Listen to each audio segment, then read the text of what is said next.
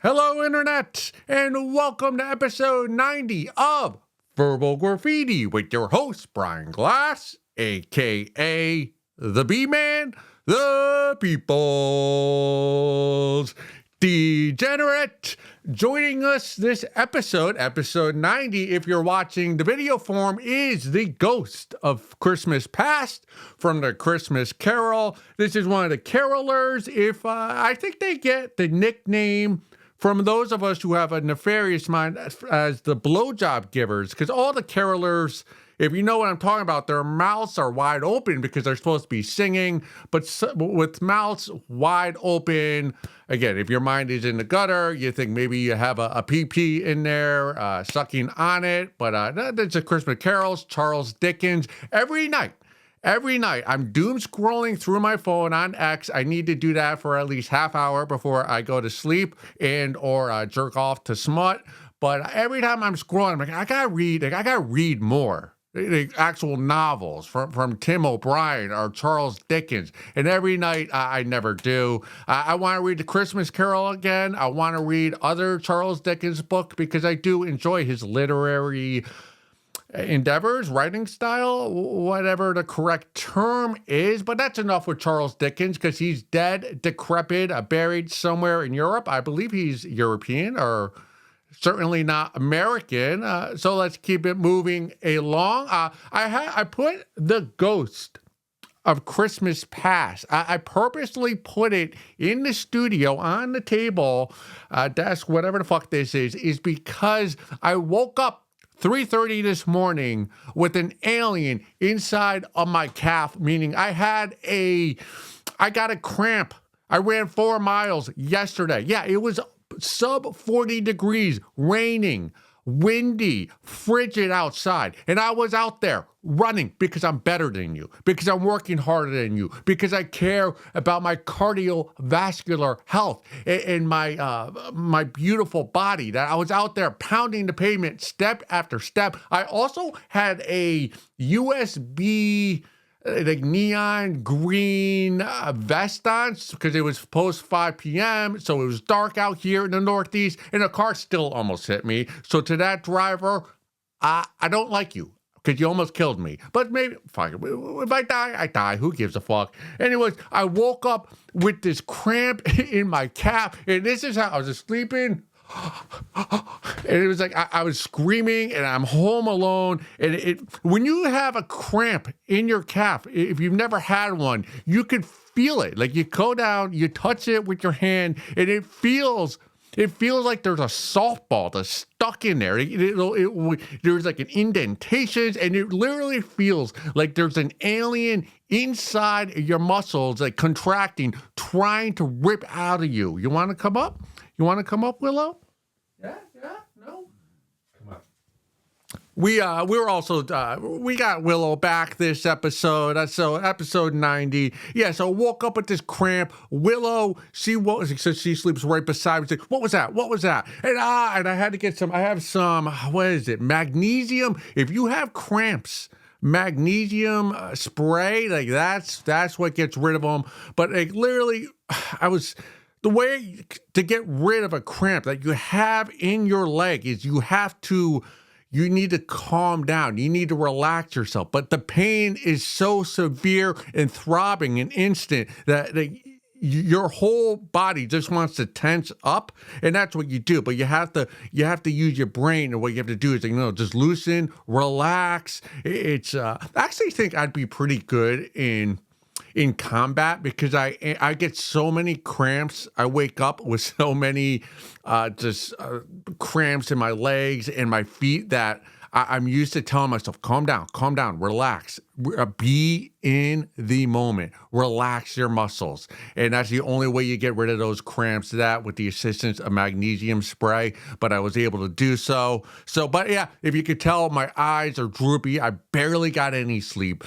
2 cups of coffee doesn't do anything for me. I don't have any cocaine to snort. So I'm dragging through the day, but I'm going to power through. Because this is verbal graffiti, and we perform even if we are not at 100% mentally. Also, I've been doing some cooking, And I got a complaint. We were talking about shrinkflation a few episodes ago. Now, the B-Man, I survive off a shake and bake. I don't know if that's white trash or not. I think it is. It's similar to racism. If you have to ask, it probably is. So yeah, shake and bake, pork chops, mac and cheese, Kraft mac and cheese. I don't care about your grandmother's mac and cheese. I want Kraft because I am trashy white person. But here's the thing with shake and bake. Here's the thing, right? You have the pouches. They come with the pouches of the whatever shake and bake is made out of. But then they no longer give you the bag, the shake, the pork chop, with whatever this stuff is. So you have to find your own bag to do the shaking. So how can you sell me shake and bake without anything to shake the bake with? Like I gotta find my own Ziploc bag. Come on, shake and bake. Be better than that. Like stop cutting corners. Give me the bag. Has anyone else noticed this, or is this just a Connecticut thing? Like this is about 3 months now. I've been using these shake and bakes. Usually they give you 4 pouches and 4 bags. I'm not getting any bags anymore, so I'm having to find things to shake the pork chops and drumsticks in. It's like I'm a capitalist. I am a capitalist at my core, but it is getting hard to defend these corporations when they keep cutting corners like this and making me have to go find a bag outside of the box to shake my pork chops in. So, corporate America, please be better. Give us what we deserve. We're working hard. You know, we're doing verbal graffiti when we barely got any sleep because of these cramps. Because I don't understand how I get so many cramps in my legs, because all I do all day is drink water. I probably drink at minimum 8 glasses of water before I'm not going to talk about my water drinking because that's not funny. So let's just say I drink a lot of water and yet I still get cramps. Very frustrating. Shake and bake, be better corporation, and give me some bags for my pork chops. All right, let's get into an item I found on the subreddit, Cuckold Psychology. If you have any children, please send them to their bedroom, shut the doors, lock that door, tell them to put some things in their ear so they don't hear this one. All right. Subreddit, Cuckold Psychology. Told my wife. Support. My wife was horny last night and gave me a BJ. Nice. Which she rarely does. As we were cuddling after I came, she just outright said, "You have some cuck fantasies, don't you?" I'll admit I was a little taken back because I have never openly said this, but I have left heavy hints. We talked, and to my surprise, she seemed open to the idea. We're still talking through logistics and setting ground rules, but it feels like this might happen. Not sure if I am excited or nervous or both. I believe you're a little bit of both, because you're dipping your toe or another man's penis into unknown territory, at least to this other person. But to you, yeah, it's exciting. You're a bit nervous. You don't know how it's going to turn out. So you have all the fluttering of all those emotions that make you jitter on the inside. You're excited, you're anxious, you're nervous, you're all of them. It's all just, it's filling inside of you.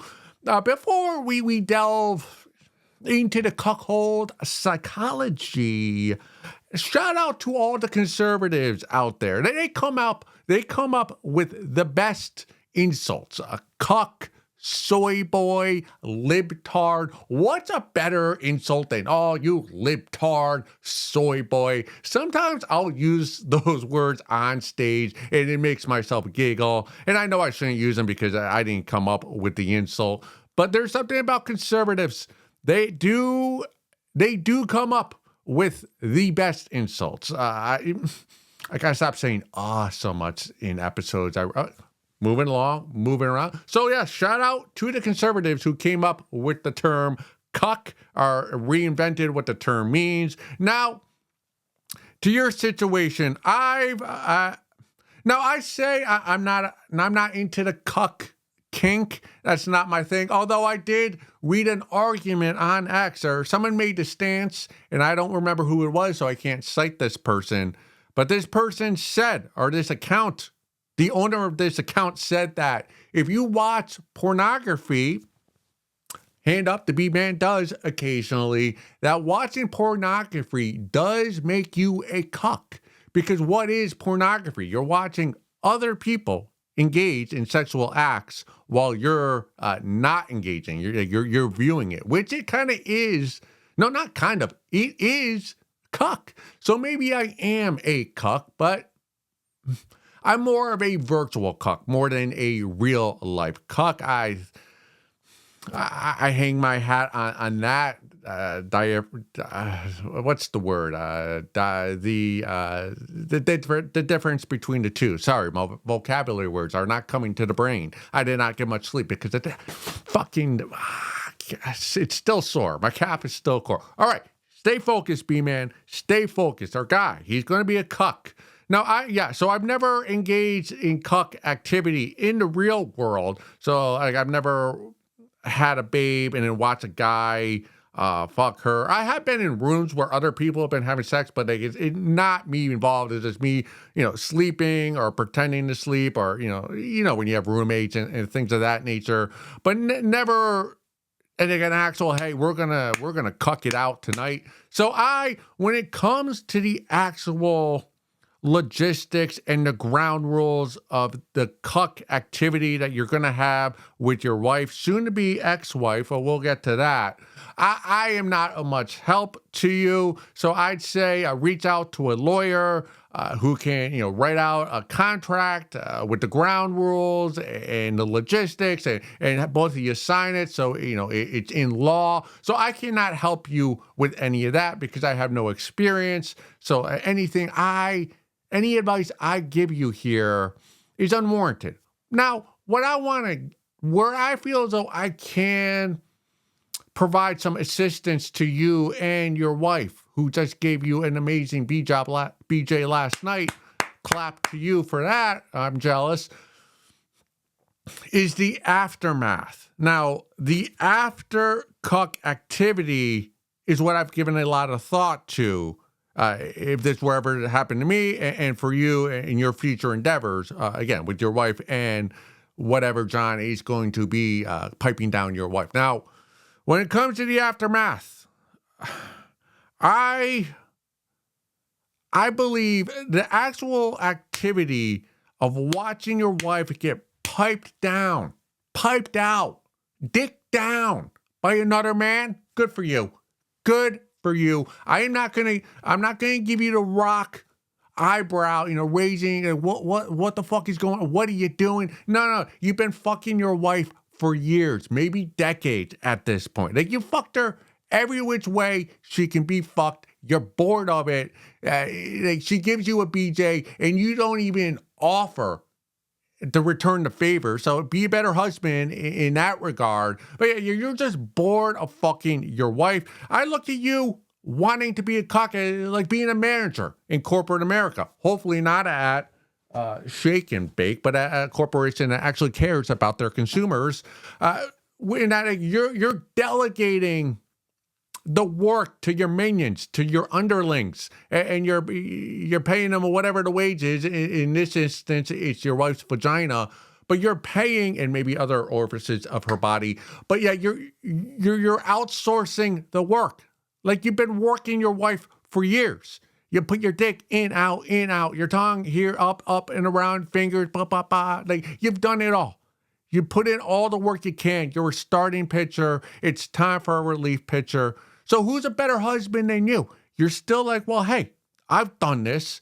I'm exhausted. I'm bored. I'm losing hours of sleep fucking you. I love you, but I still want you, my wife, to get off. So what I'm going to do is I am going to bring in a relief fuck her and have him fuck you while I watch, because I am such a loving husband that I want you to get off. Now, obviously, you have a bit of a kink, so you're going to get some joy out of this as well, but so is your wife. So it's not that selfless of an act. So I'm not going to judge. I'm not judging your cuckness or whatever the proper noun or verb or adjective. I don't really know the difference between the threes. Certainly do not know what an adverb is or a prepositional phrase. Don't know what those are. Anyways, back to the bedroom.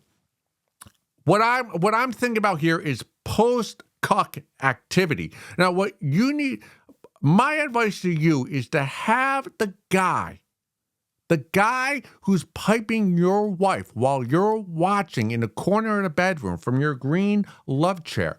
You want that guy to leave the room ASAP, as soon as humanly possible. You literally, all right, that people talk about post-nut clarity, which we talked about in episode 88 or 89. This is post-cuck. Sorry, it's post-nut clarity. Post-cuck clarity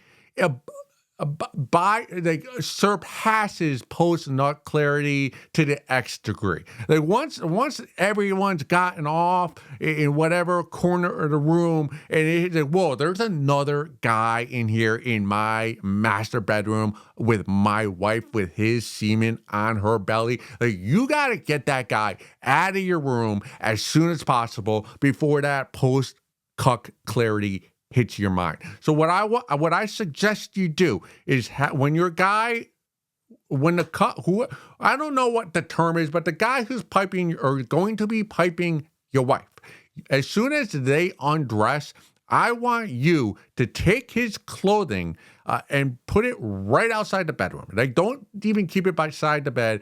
Put it outside the bedroom, so when they're doing the foreplay, when they're naked, before they really get at it, they have a hanger right outside of your bedroom, and put in the contract, in the ground rules, that this guy, this intruder into your master bedroom, he has to wear a loose-fitting clothing so it's easy to get in and out of. So as soon as he's done and he busts on your wife, he can get right outside, slip on his sweatpants, his sandals, or make sure his sneakers don't need to be tied. He get in and out, boom, you don't have to see him ever again. That's because you don't want the two of them lingering in the bed. Like this, you're in your seat there, you're and then the fireworks pop off, everyone's done, and you're in a chair, and then you realize, what, this is this weird John, like touching my wife, and that the post-cuck activity is where it gets awkward. Like when you're in the action, the two of them, and you in the corner, like that's the kink. But the post-kink activity, that's where all the awkwardness and the realness of life hits. So try to get at that as quickly as possible. So as soon as once you hear just do yours real quick, and then open the door and have him leave. And then what you want to do, because you cannot have him lingering. Again, as I said, I don't judge you for having this kink and wanting to watch another man fuck your wife. Actually, I applaud you for it, for not having to put in the work anymore. But where I do judge you is if you allow this guy to cuddle your wife, or even worse, even more forbidden, you get into the bed with your wife and the other guy, and the three of you sleep together. I cannot allow that. I cannot allow that. If I had a business partner who I learned had a cuck kink, but also slept with the guy and his wife after the activity, I'd have to break off the business relationship. I cannot work with a guy who engages in post-cuck cuddling, spooning, sleeping together. That's a no-go for me. That's where I give you the sideways look. Cannot be having that. So you want him out of the bed out of the bedroom, out of your $450,000 ranch house. Get out, get gone. We'll text you in the morning. Now, what you also want to do, you want to have your wife shower right away. So hopefully you have a shower, like master bath. Hopefully, because you don't want that other guy's stink on your wife. Now maybe you do because maybe that's part of the fantasy. I don't know. But me, without the cuck fantasy, I don't want another man's stink on my lady, my babe. So she's got to take a shower. And while she's showering, I have a fresh pair of Egyptian sheets that I take the sheets that they use, that they were doing the business on, throw that like in the corner in the hamper, and I make the bed with fresh, clean sheets while my babe wife is showering. Because you don't want to be, like, you don't want to kick the guy out. Your wife showers and you get in bed together, and then like if his spunk like seeps into the sheets, and then you're spooning and you turn a certain way and you feel that wet mark, you know, that man's goo, like suddenly it starts to stick to your thigh. You can't have that. We cannot have that. That is not allowed. So you gotta have fresh sheets because you don't want to be feeling the goo of another man in your master bedroom. You cannot have that. Cannot have that. Now I'm looking into my crystal ball, because that's all I can give. That's the only advice. That's real. When I read this post, all I thought about is the post cuck clarity. Now you put it together, B-Man. Put it together. I'm looking into my crystal ball, and I'm seeing a marriage that is dissolving. First of all, you said your wife gave you a BJ, which she normally doesn't, which means she's not into you anymore. And the fact that which means you probably do not have a great sex life with your wife. And if you do not have a great sex life, that means you don't have a great relationship, which means it's going to dissolve and shred apart. But I know you said you've dropped heavy hints that you're a cuck.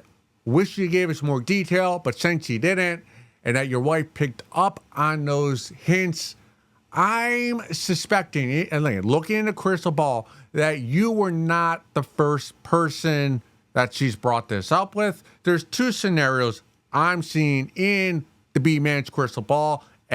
One, she's already fucking another stallion, and she knows you have this cuck fantasy, so she's like, well, I'll just mend the two together. It's all good. Or B, she's already brought up the topic with whoever she wants the other partner to be. Like she's brought up to him, whoever this John may be, he's agreed to it. And then so you're the second person being contacted. Hey, do you want to do this? And you in the cuck threesome, you don't want to be the last one asked to join the dance. And since you're the last one in the dance to be asked about it or even be engaging in it, this relationship, this marriage will be over due to irreconcilable differences at some point in the next year or two. So, hey, the B-Man says, get your kink on, get your cuck fantasy, because the marriage is going to be over. So you might as well get your cuck while the cuck is available. Let's go look at some photos.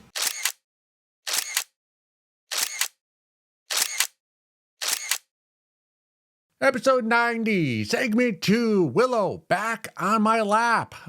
Last week, I performed stand-up. I was on a lineup at this place called Jazzy's Cabaret. Maybe my new favorite spot to go outside of Lenny's in Wallingford, Connecticut. The show itself, dog shit. Thank you, Nick, for putting me on it and for putting the show together. I loved the time there. I loved the stage there.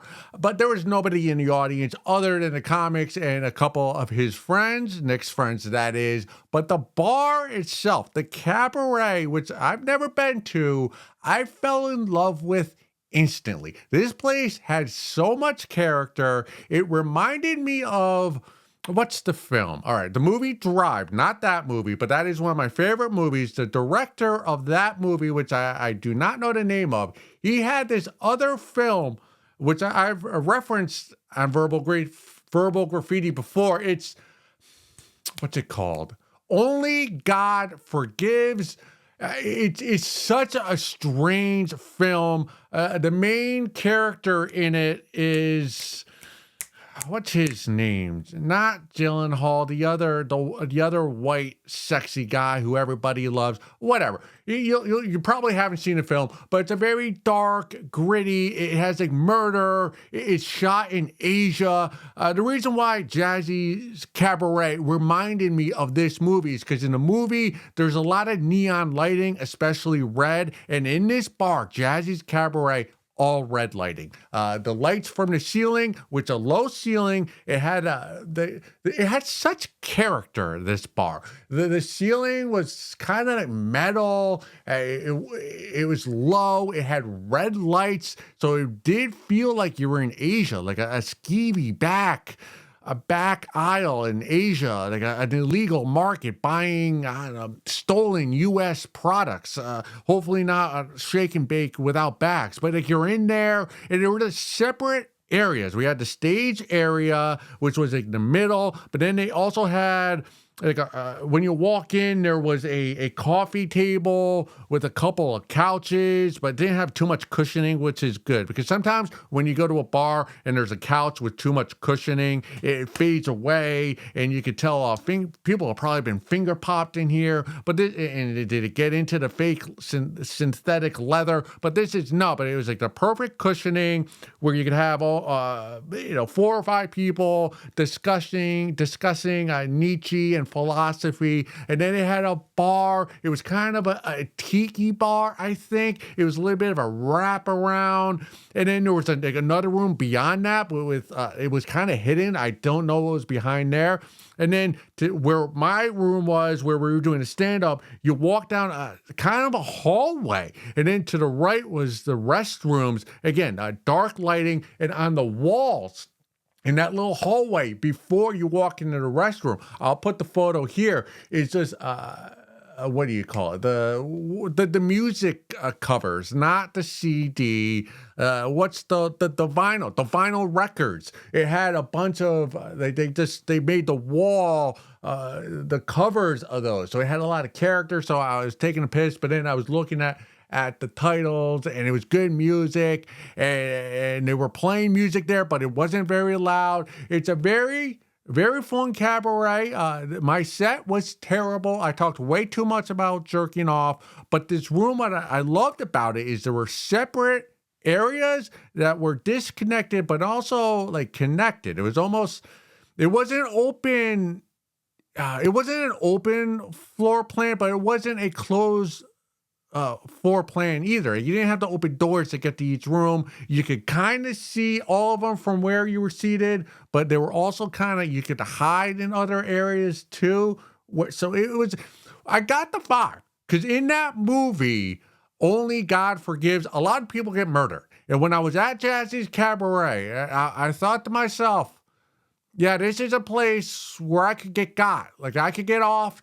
I think someone could off me here, kind of like that United Health guy, just to come up with a silencer, pop me, and no one would ever find my body because they probably know where to dispose of bodies. It looked like that place. It was an enjoyable bar, but it did have a vibe. If you got murdered there, the people who work at that restaurant, they would not call the police. They would throw your body out back. It would go into the Long Island Sound. No one would ever find any of your DNA. So I didn't want to die there. I do not want to die at Jazzy's Cabaret. But if I do have to get murdered, if someone has to get even with me and put a bullet through my forehead, Jazzy's Cabaret may be the place where I'd be accepting of that bullet going through my forehead. If it has to happen, hope it doesn't. But I will definitely be going back to Jazzy's Cabaret just to hang out, to have drinks,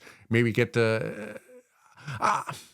there's a vibe. There's definitely not a vibe. No. There's not a vibe. There is a feeling when you walk inside Jazzy's Cabaret. And again, it's only my first time there, so I will give you more detail and more what that feeling is. But there's definitely a feeling, a heaviness to Jazzy's Cabaret. I bring all this up because it will, and it will go into what we're going to talk about next. Yes, my light is on. Okay, this comes from the subreddit, Redscare Pod. I've listened to that a few times, not too often, but I have. Does anyone get weirdly pro-China when they drink? I swear to God, this is not a bit. I believe you. I'm starting to feel alienated as my friends are getting angrier and angrier each time I get absolutely pissed drunk because I won't stop talking about how great the Chinese government is, the infrastructure, food, culture, history, etc. My buds aren't insanely political, but say they feel isolated because of my deep-rooted love of China and have compared me to that of the Weebos for the Chinese. Am I going to have to go sober over this? No, please do not go sober ever in your lifetime. I might be in love with you.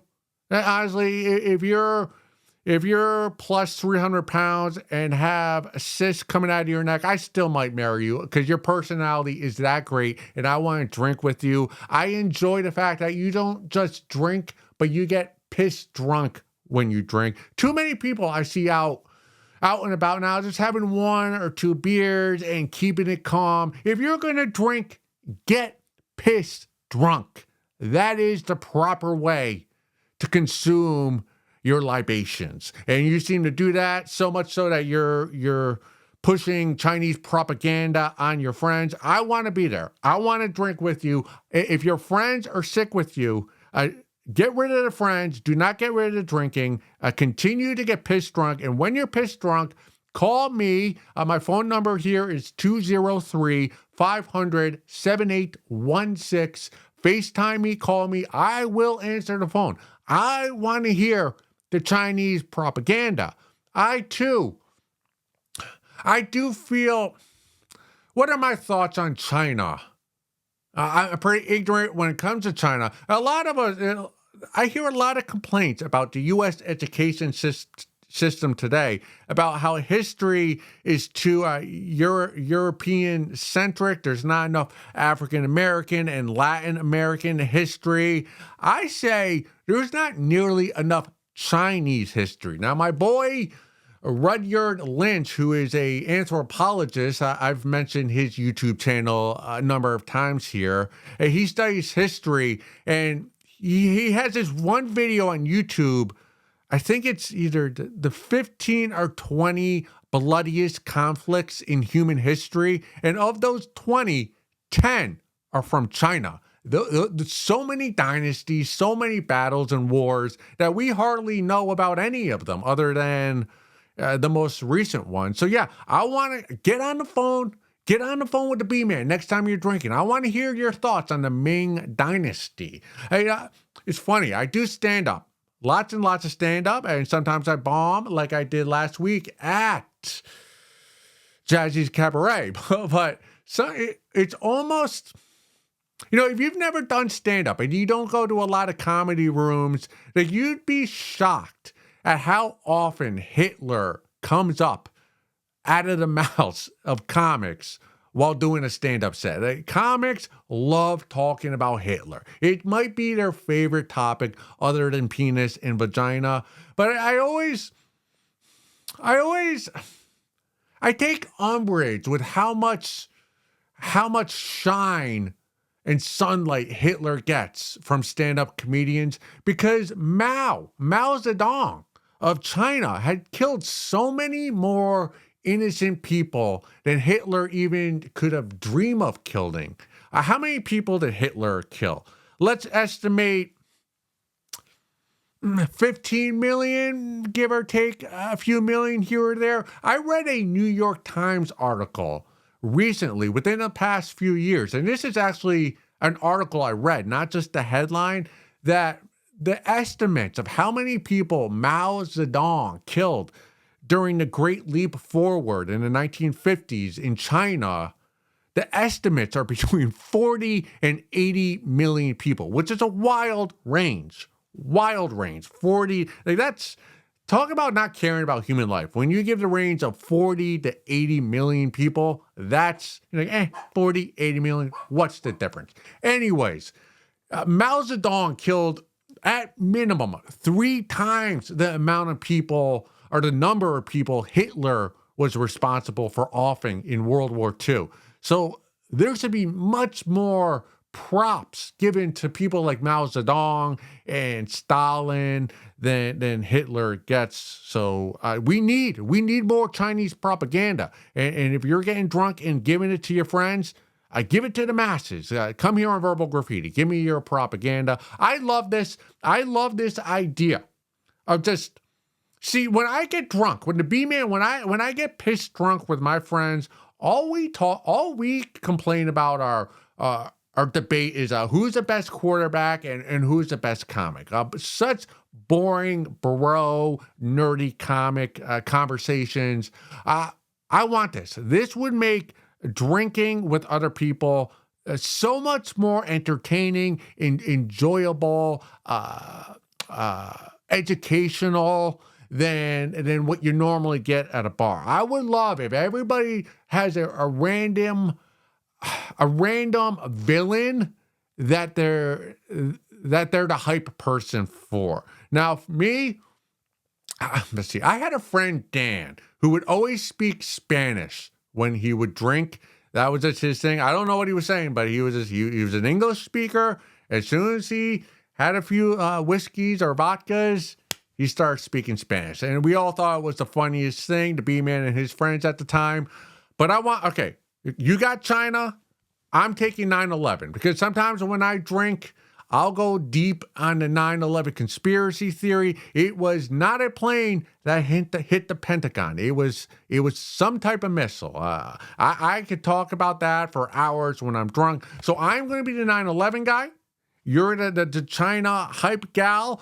What other villains can we hype up? We need a person at the bar with us that's going to defend the Cleveland Browns organization. I need someone to do a shot of tequila and tell me, just adamantly defend signing Deshaun Watson for $230 million and defends the executives who made that decision. So we need a Cleveland Browns defender. We need somebody to defend Anthony Fauci, how he's the greatest U.S. doctor, health person in American history, and defend how, hyping up the HIV vaccines in the 80s that may or may not have killed more people and caused more people to die because of the HIV virus. And then he hyped, a jab that may have, it may not have been as effective as he said it was,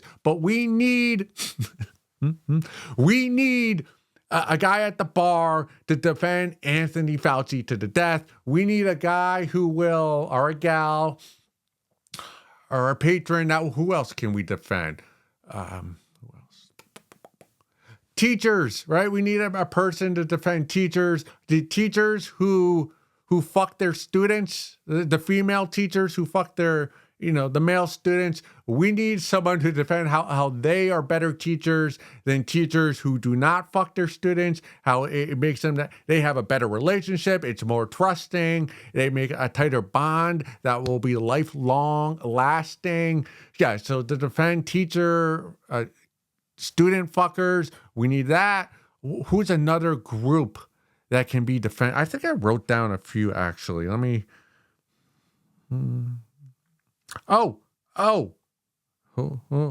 two more. All right. We need someone to drink who can defend the last scene from The Sopranos when the screen went black. And if you were alive at that time watching it, everybody thought their cable went out. It was the worst last scene of all the great shows. That was the worst last scene out of all of them. There is this revisionist history. People trying to defend that scene and how it's so great and artistic because it represents Tony Soprano and how he always thinks that every time like a door opens, it could be the end of his life. And that's what that last scene when the screen goes black, that's what it's supposed to represent. But in the moment, in the time, we all thought our cable went out. It was the worst scene. I will not allow that revisionist history. I stand by the fact that was a terrible last scene of The Sopranos. But we need a guy at the bar, ordering around a Rumplemans for all of us, cheering on the Christmas season. We take back the shot, and he goes, you know what? Sopranos, Tony Soprano, that was the greatest last scene of all time. And lastly, okay, Willow's like, I'm not gonna be here for that one.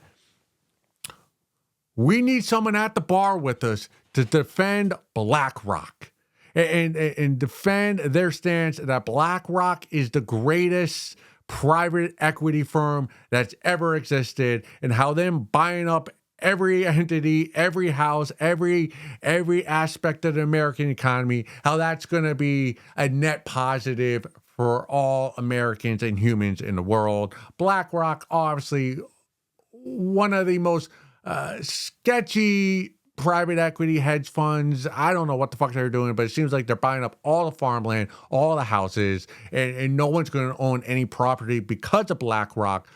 But hey, I'm willing to listen. I'm willing to have a shot at tequila, have a Modelo, and listen to a guy or a gal try to defend BlackRock's how ethical they really are. That would make drinking much more fun than somebody with a red nose telling me how, I don't know, like the Red Sox second baseman prospect is going to light it up this year and they're going to win 5 in a row. And I hear that all the time. I need, China, BlackRock, teachers who fuck their students, the Cleveland Browns.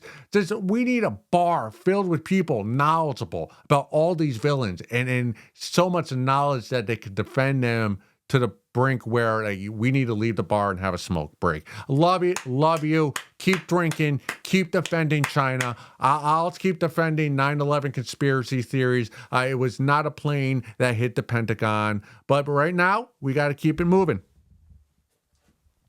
We're going to continue reading The Salesman's Wife by John Lawrence. I believe you're on chapter 2. No, sorry, chapter 3. Are we? Where are we in this book? Sorry, this was, I thought we were in. Oh, yeah. So chapter 3, top of page 47. We will read 2 pages together if you are reading along. Ah! She cried from the very depths of her being. I'm coming! I'm coming! I'm coming! Carlsberg, too, could feel his climax not far off. His balls were nearly torn asunder by the volcanic excitement that rushed through them. His huge cock was swollen to incredible proportions as he gripped it tightly with his hand and jerked it manically while his balls shuddered as they filled with boiling hot semen. Suddenly, the doctor groaned deeply and buried his hungry mouth into Pamela's drenched cunt. White, scalding male cum burst wildly onto his exploding cock, splashing onto the lavender velvet of the couch and Pamela's sleeky, kicking legs. Screams and groans ripped the air as the debauched twosome drained themselves to the dregs of their passion. Their bodies were feverish, quivering forms, each bursting in raging climax. Hungry flames engulfed the adulterous young wife. Her lust-heated cuntal walls dilated and shuddered, issuing vaporous streams of warm, orgasmic juices that cascaded over Carlsberg's devouring mouth until finally the galvanic release began to ebb slowly, and they passed the apex of their orgasms.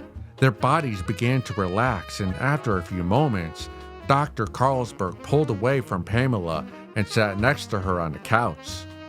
He could see from the ecstatic expression on her face that the young woman had been overwhelmed, and smiled to himself, smug in the knowledge that he had shared another patient. "Did you enjoy that?" he asked in a cool, professional tone. "Yes. Oh, yes," she replied joyfully. "I'm very pleased," he replied. "You've made a very fast progress. It's amazing. You open yourself very easily." "Thank you," she replied, smiling up at him happily. Carlsberg paused and lit a cigarette. "When would you like to come back?" he asked. "We can go as fast as you like with this." "I'll come back tomorrow," she replied at once. "Tomorrow." A gray station wagon roared down the highway in the early evening of the warm May night. It was 2 days since Alan Burns had left Seattle, and he was due in San Francisco by the end of the week. He had slept in the station wagon the night before, restless and horny. He had had to masturbate twice during the night to relieve the tension, but despite that, he was still troubled. He had gone over and over in his mind the incidents that took place the last night at home, and although he rebuked himself for being so harsh with his wife, he knew he had treated her like that only because of his unbearable frustration. Go suck a fat one.